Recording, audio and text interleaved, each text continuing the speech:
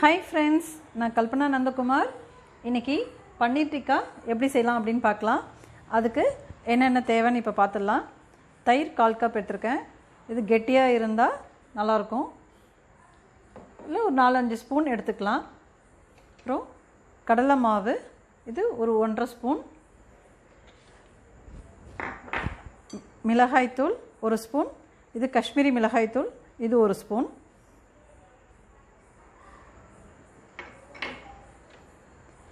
மிளகுத்தூள் 1/2 டீஸ்பூன், ஜீரகத்தூள் 1/2 teaspoon.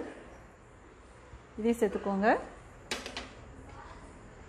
Garam masala powder 1/2 teaspoon, தனியா பவுடர் அது ஒரு 1/2 டீஸ்பூன். உப்பு தேவையான அளவு, மஞ்சள் தூள் தேவையான அளவு, இஞ்சி பூண்டு பேஸ்ட் 1 டீஸ்பூன் அளவுக்கு,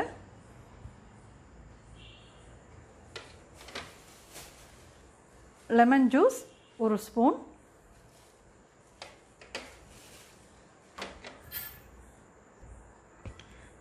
கஸ்தூரி மேத்தி சும்மா கொஞ்சமா, இது நம்ம வந்து பிச்சு போட்டுக்கலாம்.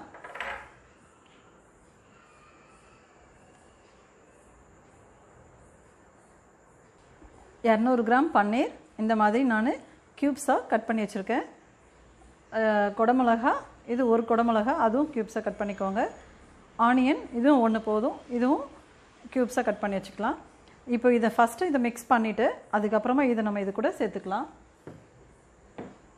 இது கூட மிக்ஸ் பண்ணுறதுக்கு முன்னாடி 1 டீஸ்பூன் ஆயில் சேர்த்துக்கலாம்.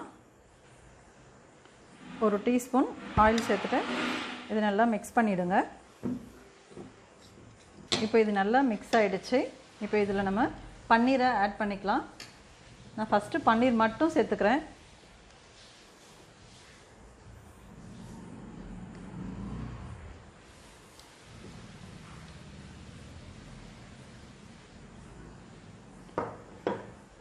இது நம்ம இப்படி கையிலேயே நம்ம வந்து மிக்ஸ் பண்ணி எடுத்துக்கலாம்.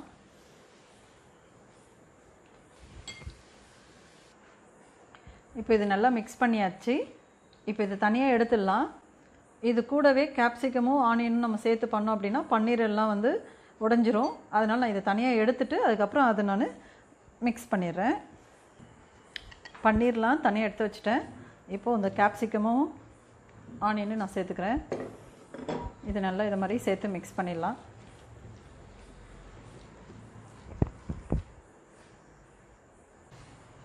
எல்லாத்தையும் இப்போது மிக்ஸ் பண்ணியாச்சு. இது 1/2 hour வந்து நம்ம ஃப்ரிட்ஜில் வச்சிடலாம். அதுக்கப்புறமா ஃப்ரை பண்ணிடலாம். மசாலாலாம் பன்னீரில் நல்லா ஊறிடுச்சு. இப்போது நான் இதுக்கு வந்து டூத்பிக் எடுத்துக்கிறேன். கபாப் ஸ்டிக் எடுக்கல, டூத்பிக்கில் ஃபஸ்ட்டு ஆனியன் எடுத்துக்கிறேன். அதுக்கப்புறம் ஒரு பன்னீர் எடுத்துக்கிறேன். அதுக்கப்புறம் ஒரு கேப்சிகம் எடுத்துக்கிறேன்.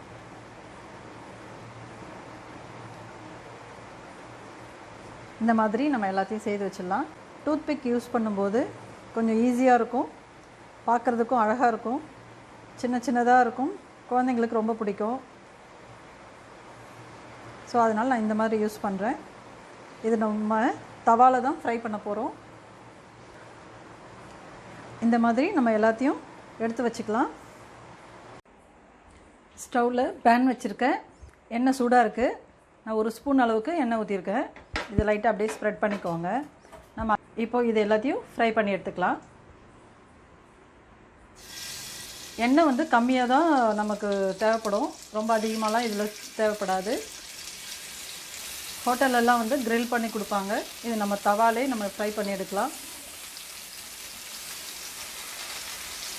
இந்த மாதிரி ஸ்டிக்கு யூஸ் பண்ணாமல் தனியாக கூட நம்ம ஃப்ரை பண்ணி எடுக்கலாம்.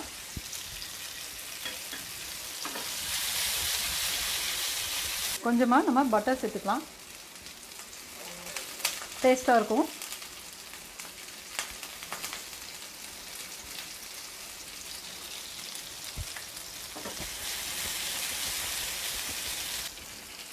இது நம்ம திருப்பி விட்டுக்கலாம். இந்த மாதிரி 4 பக்கமும் திருப்பி விட்டு வேக வச்சு எடுத்துடலாம். நார்மலாக எல்லாருமே வந்து இந்த மாதிரி கபாப் ஸ்டிக் தான் யூஸ் பண்ணுவாங்க. நான் வந்து கொஞ்சம் குட்டி குட்டியாக அழகாக இருக்கும், பசங்களுக்கு ரொம்ப பிடிக்கும் அப்படின்றதுனால நான் இந்த மாதிரி யூஸ் பண்ணியிருக்கேன். நீங்களும் வீட்டில் ட்ரை பண்ணி பாருங்கள். இது வரைக்கும் இந்த சேனலை சப்ஸ்கிரைப் பண்ணாமல் பார்க்குறவங்க சப்ஸ்கிரைப் பண்ணுங்கள். நீங்களும் வீட்டில் செய்து பார்த்துட்டு எனக்கு கமெண்ட் பண்ணுங்கள் எப்படி இருந்தது அப்படின்னு. எல்லாமே குக் ஆகிடுச்சு. பன்னீர் டிக்கா ரெடி ஆகிடுச்சு. இப்போ நம்ம ஸ்டவ் ஆஃப் பண்ணிடலாம். கொஞ்சமாக சாட் மசாலா இப்படி ஸ்ப்ரிங்கிள் பண்ணி விட்டுடலாம்.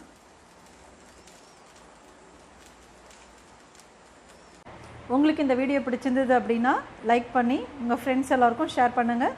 ஃபஸ்ட் டைம் பார்க்குறவங்க சப்ஸ்கிரைப் பண்ணுங்கள். பெல் ஐக்கானையும் கிளிக் பண்ணுங்கள். தேங்க்யூ.